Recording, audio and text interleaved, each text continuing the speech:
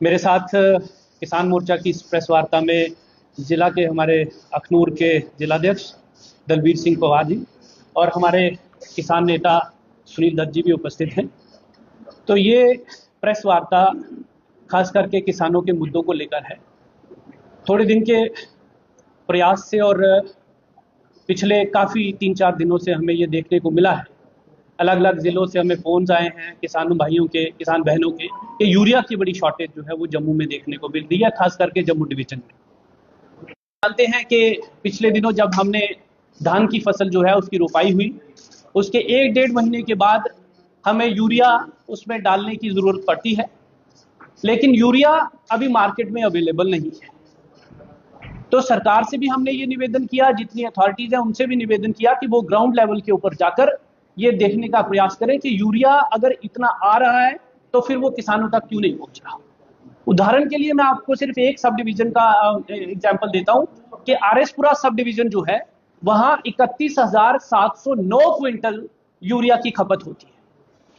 मैं फिर से रिपीट कर दूं कि आरएसपुरा सब डिवीजन में 31,709 क्विंटल यूरिया की खपत रहती है, लेकिन उतना यूरिया हमारे पास मार्केट में है नहीं। तो ये जो आरएसपुरा का मैंने उदाहरण दिया, उससे ही आप अंदाजा लगा सकते हैं कि हमारी 27 सब डिवीजन हैं पूरे जम्मू प्रोविंस में। उसमें अगर आप पुंछ राजौरी को छोड़ दिया जाए तो बाकी कठुआ से लेकर अखनूर तक जो सब डिवीजन पड़ती है उनमें यूरिया की बहुत ज्यादा किल्लत है। किसान भाई दरबदर हो रहे हैं, जैसे मैंने आपसे कहा, यूरिया मिल नहीं रहा है, और जो मिल रहा है उसके साथ एक नैनो, आपको मालूम होगा कि नैनो इन्होंने कंपलसरी करके रखा है। वो सरकार ने कंपलसरी नहीं किया, वो डीलर्स ने कंपलसरी करके कर दिया कि अगर आप एक कट्टा ये जो है यूरिया का लेते हैं तो उसके साथ आपको एक बॉटल लेनी पड़ेगी। तो वो मैंडेटरी इन्होंने कर दिया है। मुझे लगता है कि सरकार ने मैंडेटरी नहीं किया तो मुझे डीलर्स ने भी मैंडेटरी नहीं करना चाहिए। तो ये आप उनको ये करेंगे, हरास करेंगे इसके लिए कि आपको ये जरूरी लेना है। मैं समझता हूं कि ये होना नहीं चाहिए। दूसरा, मैं एक और बात बता दूं कि यूरिया से नैनो की तरफ हमने जाना जब है, नैनो अच्छी खाद है, जैसे हम लोग दूसरी खाद का इस्तेमाल करते हैं उसी तरह नैनो का करते हैं, लेकिन जबरदस्ती किसी के साथ नहीं।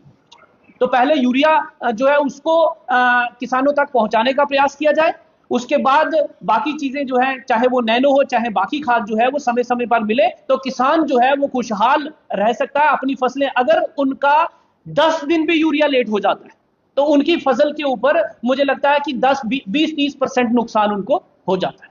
तो ये देखने वाली बात है कि जब भी हमारी फसल को जरूरत होती है, चाहे वो बिजली हो जाए, देख लीजिए, चाहे वो पानी हो जाए, तो उस समय नहीं मिलता। तो मेरा सरकार से भी मुतालबा है और एडमिनिस्ट्रेशन से भी, डिपार्टमेंट से भी, कि वो जल्दी से जल्दी इस बात का संज्ञान ले और किसानों को जो यूरिया है उसको पहुंचाने का प्रयास करें।